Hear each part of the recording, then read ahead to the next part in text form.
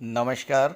ज्योतिष शास्त्र में श्रद्धा और विश्वास रखने वाले सभी जातकों का पारलौकिक जगत चैनल में बहुत बहुत स्वागत है। आज के इस वीडियो में हम बात करेंगे मकर राशि के जातकों की कुंडली में मार्च 2022 में बनने वाले गजकेसरी राजयोग के बारे में, जो भिन्न भिन्न तिथियों पर बनेंगे। इससे पहले गजकेसरी राजयोग पर मैंने जो वीडियो बनाए थे उसमें किसी एक पर्टिकुलर डेट पर बनने वाले राजयोग पर ही चर्चा हो पाती थी और कई राशियों का एक साथ विश्लेषण होता था, जिससे एक तो माह में बनने वाले अन्य तिथियों के राजयोगों पर चर्चा नहीं होती थी और दूसरे किसी एक पर्टिकुलर राशि पर विस्तृत चर्चा नहीं हो पाती थी, जिससे आपको उतना लाभ नहीं हो पाता था जितना कि होना चाहिए। इसलिए मैं इस बार हर राशि की कुंडली में बनने वाले गजकेसरी राजयोग की अलग अलग विस्तार से चर्चा करूंगा और आपको ये भी बताऊंगा कि मार्च 2022 में किन किन तिथियों में और कुंडली के किन किन भाव में ये राजयोग बन रहा है, ताकि आप उसी के अनुसार अपनी प्लानिंग कर सकें। किसी भी जातक की जन्म कुंडली में, ध्यान दीजिएगा, जन्म कुंडली में जब ये राजयोग बनता है तो उसे जीवन में धन संपदा, संतान सुख, स्त्री सुख, माता पिता भाई बहनों का सुख, मान सम्मान, पद प्रतिष्ठा, ये सब कुछ जीवन भर प्राप्त होता रहता है। ज्योतिष शास्त्र में इस राजयोग को अत्यंत शुभ और श्रेष्ठ फल देने वाला माना गया है। गोचर में ये राजयोग हर व्यक्ति की कुंडली में हर महीने कुछ विशेष तिथियों पर बनता है, लेकिन आपको इसकी जानकारी नहीं हो पाती और इसलिए आप इसका लाभ नहीं ले पाते। आप लोगों ने मेरे वीडियोस पर कमेंट्स किए हैं कि इतने अल्प समय के लिए, मात्र 54 घंटे के लिए ये राजयोग बनता है, तो इससे क्या होगा। तो आप ये बात अच्छे से समझ लीजिए कि किसी भी व्यक्ति की जीवन की दशा और दिशा बदलने के लिए 2 घंटे भी बहुत होते हैं, 2 दिन तो बहुत ज़्यादा हैं। और आपने देखा भी होगा और अनुभव भी किया होगा कि जीवन में बहुत सी घटनाएं अचानक से घट जाती हैं, चाहे वो शुभ घटना हो या अशुभ। अचानक ही आपको बहुत कुछ प्राप्त हो जाता है और कभी अचानक एक झटके में बहुत कुछ चला भी जाता है। ये राजयोग इतना श्रेष्ठ योग होता है कि इस राजयोग के दौरान किसी भी शुभ कार्य की शुरुआत की जाए, किसी भी शुभ कार्य की शुरुआत की जाए, जैसे कोई प्रॉपर्टी खरीदनी हो, शेयर या गोल्ड में निवेश करना हो, वाहन खरीदना हो, किसी जॉब के लिए अप्लाई करना हो, किसी सरकारी योजना से लाभ लेने के लिए आवेदन करना हो, शादी ब्याह के रिश्ते तय करने हों, यात्रा देशाटन पर जाना हो, कोई धार्मिक या मांगलिक आयोजन करना हो, मकान बनवाना हो, प्लाट खरीदना हो, मकान का डेकोरेशन कराना हो या इस तरह का कोई भी अन्य शुभ कार्य करना हो, अगर इस राजयोग के दौरान किया जाए तो उसमें सफलता और लाभ के पूरे योग बनते हैं।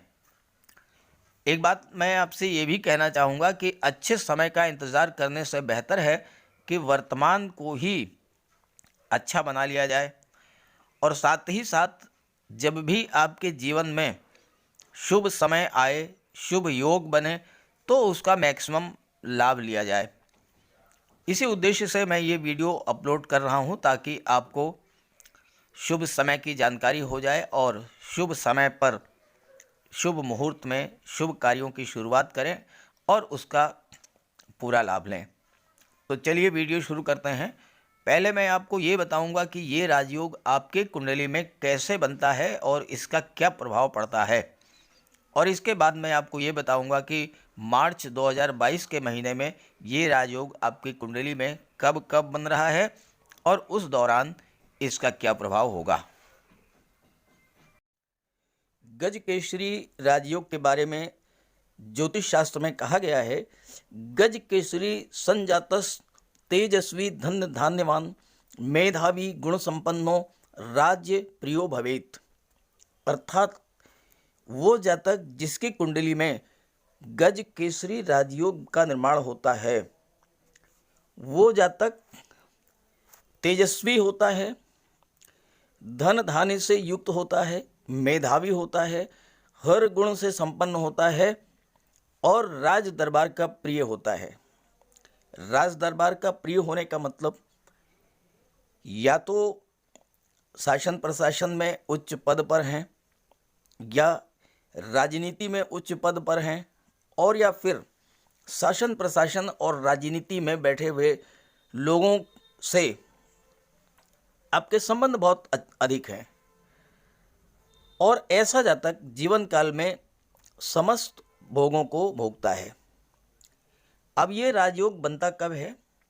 अगर देवगुरु और चंद्रमा दोनों की युति बने केंद्र के भाव में, पहले, चौथे, सातवें और 10वें भाव में, अगर देवगुरु और चंद्रमा इनकी युति बने किसी भी भाव में, पहले, चौथे, सातवें और 10वें, या फिर केंद्र के भाव में, त्रिकोण के भाव में, पंचम भाव और नवम भाव, अगर इसमें देवगुरु और चंद्रमा की युति बने तो गज केसरी राजयोग बनता है। दूसरी स्थिति यह है कि अगर देवगुरु और चंद्रमा का दृष्टि संबंध हो और देवगुरु केंद्र या त्रिकोण के भाव में गोचर करें, जैसे देवगुरु लग्न भाव में गोचर कर रहे हैं, देवगुरु की पंचम दृष्टि पंचम भाव पर, सप्तम दृष्टि सप्तम भाव पर, नवम दृष्टि नवम भाव पर। अब चंद्रमा अगर सिंह राशि में है या चंद्रमा तुला राशि में है या चंद्रमा धनु राशि में गोचर करेंगे तो देवगुरु की दृष्टि चंद्रमा पर पड़ेगी और गज केसरी राजयोग बन जाएगा। ठीक है, ऐसे ही चतुर्थ, सप्तम, दशम और त्रिकोण के भाव में देवगुरु के स्थित होने पर गज केसरी राजयोग बनता है। और गज केसरी राजयोग केवल चंद्रमा और देवगुरु से ही नहीं बनता, शुक्र से भी बनता है और बुध से भी बनता है। ज्योतिष शास्त्र में कहा है केंद्र स्थिते देवगुरु मृगाकांद योगस्थ हाहुर्गज केसरी इति दृष्टे सितारिये इंदु सतह शशांके नीचा अस्तहीने गज केसरी स्यात्। अर्थात चंद्रमा से केंद्र में गुरु स्थित हों या चंद्रमा पर शुक्र, गुरु या बुध की दृष्टि पड़े और देखने वाले ग्रह नीच अथवा अस्त ना हो तो वह उस स्थिति में भी गज केसरी राजयोग का निर्माण होता है। और ऐसा जातक जिसकी कुंडली में ये राजयोग बन जाता है वो सिंह की तरह साहसी होता है। केसरी का मतलब होता है सिंह, तो वह जातक सिंह की तरह साहसी होता है, शत्रुओं का दमन करने वाला होता है, शानो शौकत वाला, विलासी, दीर्घायु, तीव्र बुद्धि वाला और महान यश प्राप्त करने वाला होता है, तेजस्वी होता है, धन धान्य युक्त होता है, मेधावी और गुणवान होता है और राज दरबार का प्रिय होता है। तो ये है मकर राशि के जातकों की कुंडली। मार्च का महीना आपके लिए बहुत अच्छा रहने वाला है, बहुत ही सकारात्मक परिणाम आपको मिलने वाले हैं क्योंकि मार्च के महीने में ग्रहों का इतना बेहतर संयोजन बन रहा है जो इसके पहले शायद ही कभी बना होगा। पहली बात तो ये है कि मार्च महीने की शुरुआत ही गज केसरी राजयोग से हो रही है और दूसरी बात यह है कि मार्च 2022 में आपके लग्न भाव में मंगल, शुक्र और शनि का महायोग बन रहा है जो पूरे 25 माह के बाद आपके जीवन में बन रहा है। हालांकि इस वीडियो में मैं मंगल, शुक्र, शनि महायोग पर चर्चा नहीं करूंगा, उस पर एक वीडियो पहले ही अपलोड कर दिया है और उसका लिंक दे दे रहा हूं, आप वहां से देख लीजिएगा, समझ लीजिएगा, आपको बहुत लाभ होगा। तो बात करते हैं गज केसरी राजयोग के बारे में। 1 मार्च 4:31 शाम, 1 मार्च 4:31 PM चंद्रमा का गोचर कुंभ राशि में होगा और चंद्रमा आपकी कुंडली में धन भाव में गोचर करेंगे और यहाँ पर देवगुरु और चंद्रमा की युति बनेगी और गज केसरी राजयोग का निर्माण हो गया। कुंडली के सेकंड हाउस से धन के संचय और धन के निवेश का विचार किया जाता है। सेकंड हाउस से परिवार और वाणी का विचार किया जाता है और देवगुरु का गोचर धन भाव में ही है और चंद्रमा का भी गोचर धन भाव में हो रहा है, तो बहुत ही बेहतर योग है क्योंकि धन के स्वामी धन के भाव में गोचर कर रहे हैं, धन के कारक धन के भाव में गोचर कर रहे हैं, तो इससे बेहतर रिजल्ट क्या होगा। देवगुरु धन के कारक हैं, बुद्धि के, ज्ञान के, विवेक के कारक हैं और चंद्रमा क्या है? चंद्रमा हमारा मन है। आपका मन मस्तिष्क धन संचय की ओर प्रवृत्त होगा। आप अनावश्यक खर्चों में कटौती करेंगे और धन का संचय करेंगे। निवेश के लिए ये समय अत्यंत उपयुक्त है। गोल्ड में, शेयर में, प्रॉपर्टी में आप निवेश कर सकते हैं और चूंकि आपके लग्न भाव में मंगल गोचर कर रहे हैं जो कि उच्च के हैं और मंगल भूमि के कारक हैं, तो अगर आप इस शुभ योग में 1 मार्च 4:31 PM से अगले 54 घंटों के बीच कोई ज़मीन, प्लाट या मकान खरीदने की सोच रहे थे तो वो इच्छा पूरी होगी और इस दौरान आपका ये निवेश आपके लिए बहुत ही लाभदायी सिद्ध होगा। धन के कारक देवगुरु का धन के ही भाव में गोचर होना और वहाँ पर राजयोग का बनना धन संचय की दृष्टि से बहुत ही उत्तम समय रहेगा। यहाँ पर देवगुरु विदेश भाव के भी स्वामी हैं, तो आपको विदेश से भी धन प्राप्त होगा और अगर आप उच्च शिक्षा के लिए विदेश जाना चाहते हैं तो बहुत ही बेहतर योग है क्योंकि पंचम भाव के स्वामी शुक्र हैं। शुक्र का गोचर आपके लग्न भाव में है और नवम भाव जहां से उच्च शिक्षा का विचार किया जाता है उसके स्वामी बुध हैं। बुध और शुक्र परम मित्र हैं और विदेश भाव के स्वामी देवगुरु हैं। देवगुरु और बुध ये भी बहुत गहरे मित्र हैं। तो हायर एजुकेशन के लिए मैनेजमेंट के क्षेत्र में, IT सेक्टर में, कंप्यूटर के क्षेत्र में, कला के क्षेत्र में उच्च शिक्षा प्राप्त करने का बहुत ही बेहतर योग है। टेक्निकल लाइन में, इंजीनियरिंग के क्षेत्र में आप उच्च शिक्षा प्राप्त करने के लिए विदेश जा सकते हैं। द्वितीय भाव वाणी का होता है। देवगुरु के प्रभाव से आपकी वाणी में इतना ज्ञान होगा कि आप लोगों का मार्गदर्शन करेंगे, लोगों की समस्याओं को सुनेंगे और उनका समाधान करेंगे। इससे आपको नाम और यश तो प्राप्त होगा ही होगा, धन की भी प्राप्त होगी।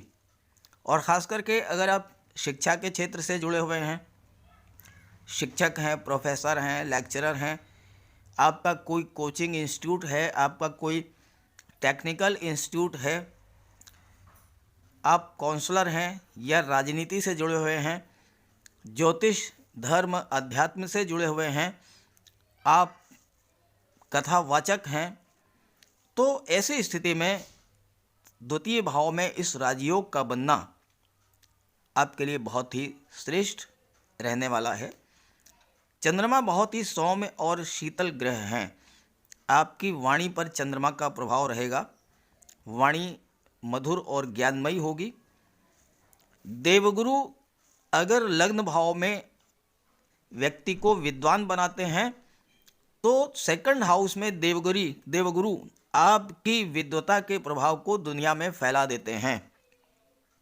दुनिया को ये एहसास होता है कि आपके मन मस्तिष्क में ज्ञान और विद्वता भरी हुई है और देवगुरु और चंद्रमा की युति आपको महाधनी बना देगी। अगर आप व्यापार के क्षेत्र में हैं तो आपकी साख, आपकी गुडविल में वृद्धि होगी। और व्यापार में क्रेडिट का होना, साख का होना बहुत ही महत्वपूर्ण है।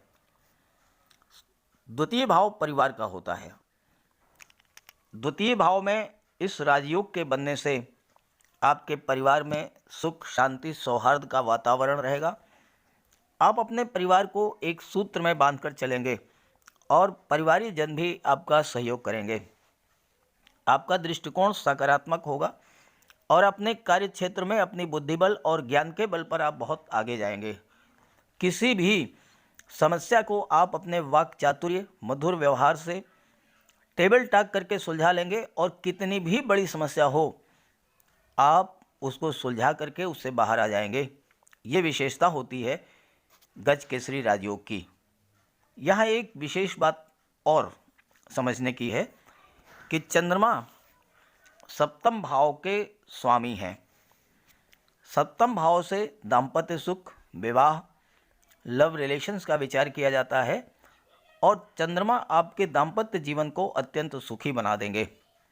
इस योग के बनने पर हो सकता है कि आप अपने जीवन साथी के लिए ऑर्नामेंट्स खरीदें, उसके लिए कोई कॉस्टली गिफ्ट परचेज करें, और आप अगर ऐसा करते हैं तो आपका दाम्पत्य जीवन बहुत ही सुखी रहेगा, सौहार्द का वातावरण बनेगा, लव रिलेशंस में मधुरता आएगी और यदि किसी तरह की कोई गलतफहमी थी तो दूर होगी।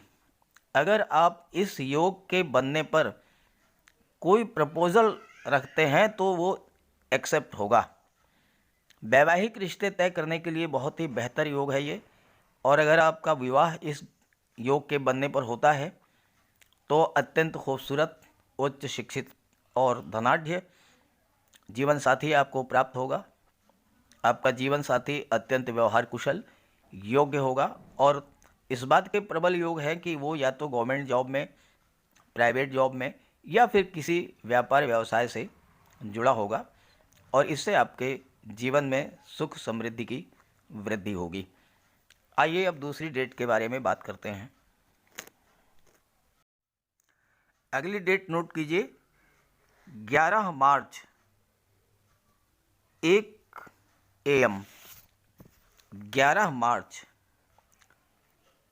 प्रातःकाल 1 बजे 1 AM चंद्रमा का गोचर मिथुन राशि में होगा और देवगुरु की पंचम दृष्टि चंद्रमा पर पड़ेगी और गज केसरी राजयोग का निर्माण हो गया। हालांकि ये योग आपकी कुंडली के छठे भाव में बन रहा है तो अधिकांश विद्वानों का ये मानना है कि इसके प्रभाव में थोड़ी कमी आएगी। छठा भाव रोग, ऋण, शत्रु, विघ्न, बाधाओं का होता है। छठा भाव कर्ज का है और देवगुरु धन के कारक है, तो आपको इतना धन उपलब्ध करा देंगे कि आपका कर्ज उतर जाएगा। और चंद्रमा की दृष्टि पड़ेगी विदेश भाव पर। चंद्रमा का गोचर छठे भाव में हो रहा है और चंद्रमा की सप्तम दृष्टि 12वें भाव पर पड़ेगी, विदेश भाव पर, और विदेश भाव के स्वामी देवगुरु हैं तो विदेश से धन मिलेगा। 12वां भाव धर्म, अध्यात्म, ज्योतिष का होता है और देवगुरु धर्म और सत्कर्म के कारक हैं और चंद्रमा आपका मन है। तो चंद्रमा की दृष्टि 12वें भाव पर, देवगुरु की दृष्टि चंद्रमा पर और 12वां भाव धर्म, अध्यात्म और मोक्ष का होता है, तो आपका मन धर्म, अध्यात्म, दान, पुण्य में ज़्यादा लगेगा।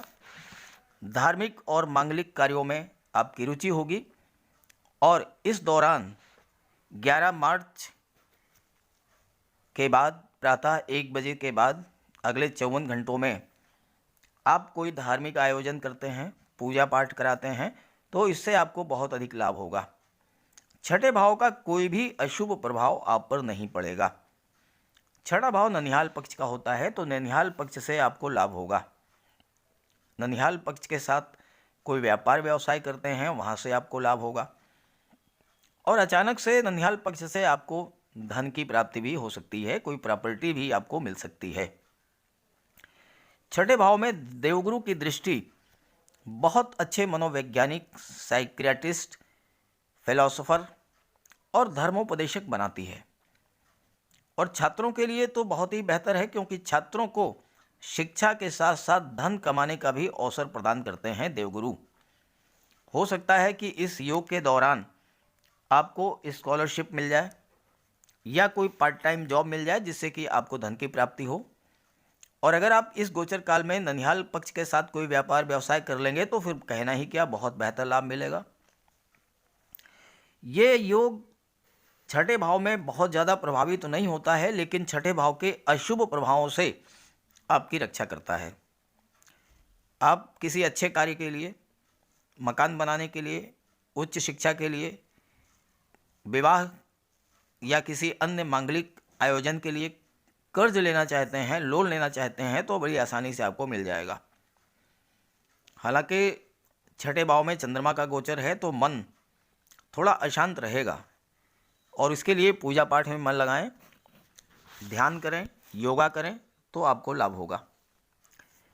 उच्च शिक्षा के बहुत बेहतर योग बन रहे हैं, चूँकि पंचम भाव के स्वामी शुक्र हैं और इसके बारे में मैंने पहले ही चर्चा कर ली है। साथ ही साथ संतान प्राप्ति के भी योग बन रहे हैं। अब आइए अगली डेट के बारे में। 13 मार्च 1:30 PM, 13 मार्च 1:30 PM गजकेसरी राजयोग का निर्माण आपकी कुंडली के सप्तम भाव में होगा। हालांकि ये गजकेसरी राजयोग शुक्र के द्वारा बनेगा। शुक्र का गोचर आपके लग्न भाव में है और चंद्रमा का गोचर कर्क राशि में होगा। कर्क राशि चंद्रमा की राशि है। चंद्रमा स्वराशि में गोचर कर रहे हैं और बहुत ही श्रेष्ठ स्थिति में होंगे, और शुक्र की दृष्टि पड़ेगी तो गजकेसरी राजयोग बन गया। शुक्र सौंदर्य, भावना, कला, सुख, लग्जरी, विलासिता, फाइन आर्ट, म्यूजिक, इन सब के कारक होते हैं। वो सभी चीज़ें जिनमें आकर्षण होता है, ग्लैमर होता है, चमक दमक होता है, जिन्हें पाकर के हमें खुशी मिलती है, वो सब शुक्र के कारण होती हैं। शुक्र हमारी इच्छाओं, कामनाओं को रिप्रेजेंट करते हैं और चंद्रमा हमारा मन है। तो इस योग के बनने पर आपकी कोई पुरानी इच्छा पूरी हो सकती है।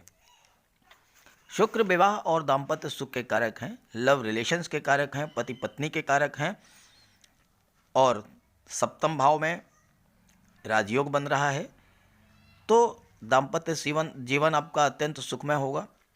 लव रिलेशंस को मजबूती मिलेगी, वैवाहिक संबंधों में बदल सकता है। और ऐसे स्थिति में ये योग अगर आपकी जन्म कुंडली में बन रहा है तो अक्सर अपने सहकर्मियों या कॉलेज लाइफ में लव रिलेशंस बनते देखे गए हैं। ऐसे जातक जिनकी कुंडली में ये योग बनता है सप्तम भाव में, अक्सर उनकी पत्नी भी जॉब में होती हैं या फिर विवाह के बाद जॉब मिल जाता है। पत्नी और ससुराल पक्ष से लाभ होता है, और इस योग के बनने पर यह भी होता है कि कार्यस्थल पर किसी सहकर्मी से आपके लव रिलेशंस बने और बाद में वो विवाह में परिणित हो जाएं। इस योग की इस एक विशेषता और भी है कि विवाह से पूर्व आर्थिक स्थिति भले ही कमज़ोर हो, विवाह के बाद आपकी आर्थिक स्थिति बहुत ही मजबूत हो जाती है। और चूंकि मंगल भी लग्न भाव में गोचर कर रहे हैं जो कि भूमि के कारक हैं, तो अक्सर शादी के बाद ही प्लाट या फ्लैट खरीदा जाता है। और शनि चूंकि वाहन के कारक हैं तो आपको 2 व्हीलर या 4 व्हीलर का भी योग बन रहा है। अगर आपकी कुंडली में, जन्म कुंडली की बात कर रहा हूँ, तो अगर ये योग बन रहा है तो विवाह शीघ्र कीजिए। विवाह के बाद आपकी भाग्योन्नति तय है। अब आइए अगली डेट के बारे में बात करते हैं। 15 मार्च 11:30 PM।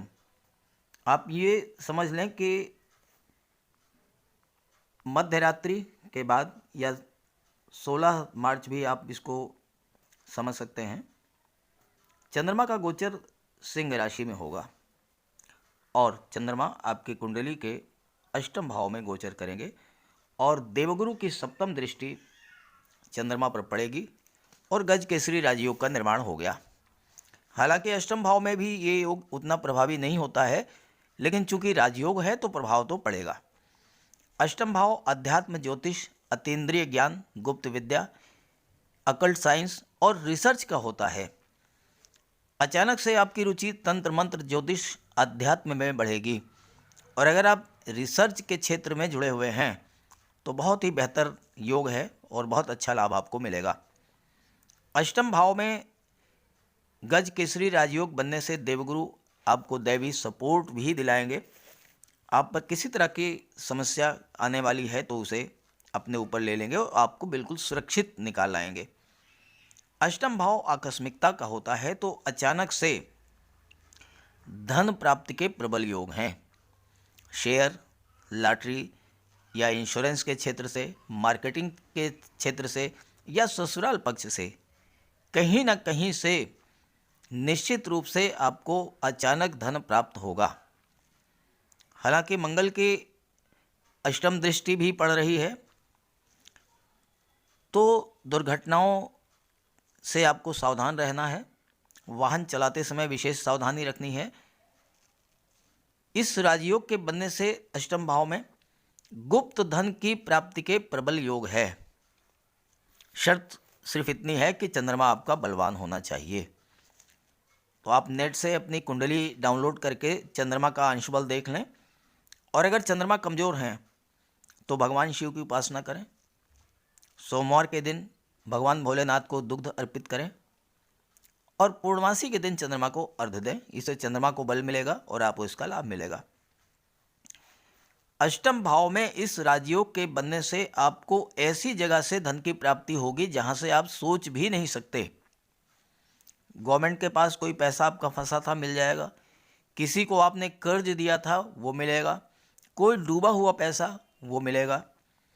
अनएक्सपेक्टेड वेल्थ आपको प्राप्त होगी। अष्टम भाव के स्वामी सूर्य हैं। सूर्य देवगुरु के मित्र हैं तो शासन प्रशासन का सहयोग आपको मिलेगा। आपका कोई काम रुका हुआ था, कोई धन रुका हुआ था तो वो शासन प्रशासन के अधिकारियों के सहयोग से आपको प्राप्त हो जाएगा। और आपकी राशि के स्वामी शनिदेव हैं और शनिदेव अष्टम भाव के कारक हैं और शनिदेव देवगुरु के साथ तात्कालिक मैत्री की स्थिति में भी हैं। तो अगर आप इस समय 15 मार्च के बाद रियल इस्टेट या प्रॉपर्टी डीलिंग या कंस्ट्रक्शन का कोई काम शुरू करना चाहते हैं तो बहुत बेहतर योग है। आप petrol, diesel, mines, mineral, chemical products, medicines, rubber, scrap, automobiles, transport, इन सब क्षेत्रों से जुड़े हुए हैं या इन सब क्षेत्रों में कोई नई शुरुआत करना चाहते हैं तो कर सकते हैं और आपको इसका बहुत बड़ा लाभ मिलेगा। आइए अगली डेट के बारे में बात कर लेते हैं। 20 मार्च प्रातः 11 बजे, 20 मार्च 11 AM चंद्रमा का गोचर आपकी कुंडली में दशम भाव में होगा, तुला राशि में, और देवगुरु की नवम दृष्टि पड़ेगी चंद्रमा पर। गज केसरी राजयोग का निर्माण हो गया। दशम भाव में गज केसरी राजयोग के बनने से आपके मन पर देवगुरु का प्रभाव रहेगा। दशम भाव से आपके जॉब, कैरियर और प्रोफेशन का विचार किया जाता है। देवगुरु आपकी सोच को सकारात्मक बनाएंगे और मन में स्थिरता लाएंगे। कार्य को लेकर आपके मन में जो भटकाव की स्थिति थी वो समाप्त होगी। अगर आप ये तय नहीं कर पा रहे थे कि जीवन में आपको क्या करना है, कार्य क्षेत्र की दिशा क्या होगी, तो अब आप ये तय कर पाने की स्थिति में होंगे कि आपको क्या करना है। अगर आप पहले से ही जॉब में हैं तो वहाँ पर किसी तरह की कोई समस्या आ रही थी, वो कोई मानसिक उलझन थी, तो आपको उससे बाहर निकलने का रास्ता मिल जाएगा। अगर आप नौकरी या व्यापार में कोई परिवर्तन करना चाहते थे तो 20 मार्च 11 बजे के बाद आप इस संबंध में सही डिसीजन ले पाएंगे और आप जो भी फैसला लेंगे वो आपके लिए शुभ होगा और आपको उससे लाभ होगा। कोई नया व्यापार शुरू करना चाहते हैं तो बहुत बेहतर योग है। देवगुरु की दृष्टि दशम भाव पर पड़ने से कार्य क्षेत्र में उन्नति होगी और ख़ास करके अगर आप शिक्षा के क्षेत्र में या राजनीति के क्षेत्र में जुड़े हुए हैं या आप ज्योतिष धर्म और अध्यात्म के क्षेत्र से जुड़े हुए हैं तो बहुत ही बेहतर ये संयोजन है। और चंद्रमा दशम भाव में है, चंद्रमा की दृष्टि पड़ेगी चतुर्थ भाव पर, तो चंद्रमा आपके भौतिक सुखों में भी वृद्धि करेंगे। आपके मन में कोमलता, दया और उदारता की भावनाओं का जन्म होगा। और चूँकि चंद्रमा अत्यंत सॉफ्ट और शीतल ग्रह हैं तो परिवार में अगर कोई तनाव भी रहा होगा तो वो तनाव जो है वो दूर होगा और आप सुख सुविधा को बढ़ाने वाले साधनों को क्रय करने का आपके लिए बहुत ही उचित समय है। तो इस तरह से मार्च के महीने में 5 तिथियां ऐसी हैं जिसमें कि ये राजयोग बन रहा है। इसका आप लाभ उठाएं। और एक बात ज़रूर ध्यान दें कि अगर आपकी जन्म कुंडली में चंद्रमा या देवगुरु कमज़ोर हैं तो उसका उपाय कर लें, आपको इस राजयोग का पूरा लाभ मिलेगा। और देवगुरु के लिए माता पिता वृद्धजनों का, गुरु का आदर करें, सम्मान करें, उनकी सेवा करें, उनका आशीर्वाद लें। गुरुवार के दिन चंदन, केसर या हल्दी का तिलक लगाएं। स्नान करने के जल में आधा चम्मच हल्दी मिला करके स्नान करें। घर में केले का एक वृक्ष लगा लें और भगवान विष्णु की उपासना करें। जहाँ तक चंद्रमा की बात है, भगवान भोले शंकर की आराधना करें और पूर्णमासी के दिन चंद्रमा को अर्घ्य दें। ये सब उपाय करते रहें तो आपको इस राजयोग का बहुत बड़ा लाभ मिलेगा। और मार्च का महीना आपके लिए जीवन में बहुत ही उन्नति और सुख समृद्धि के नए नए मार्ग प्रशस्त करने वाला होगा। तो अगर आपको इस राजयोग के बनने पर किसी भी तिथि में अगर आप कोई कार्य शुरू करते हैं और आपको उससे लाभ होता है तो कमेंट करके ज़रूर बताइएगा ताकि आपके और भी साथी हैं उनको भी लाभ हो सके। सभी ग्रहों की कृपा दृष्टि आप पर बनी रहे, इसी भावना के साथ आप सभी का बहुत बहुत धन्यवाद। नमस्कार।